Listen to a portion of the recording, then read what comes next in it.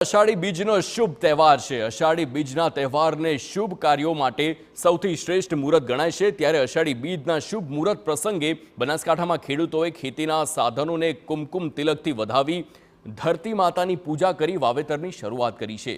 જિલ્લાના ભાભર અને કાંકરેજ તાલુકા સિવાય સાર્વત્રિક વરસાદ પડ્યો છે। આજે અનેક ખેડૂતોએ શુભ મુહૂર્તમાં મગફળીની વાવણીનું વાવેતર કર્યું છે અને અષાઢી બીજના દિવસે વાવેતર કરવાથી પાક સારો થાય છે અને વર્ષ સારું જવાની માન્યતા છે। ધાનધાર વિસ્તારમાં બધા ખેડૂતો અષાઢી બીજના મુહૂર્ત કરતા હોય છે ખેતી માટેનું, અને ખૂબ સારો વરસાદ પણ થયો છે એટલે વરસાદના ભેજથી બધા વાવેતર કરે છે। એટલે અત્યારે અમે મગફળીનું વાવેતર કરી રહ્યા છીએ।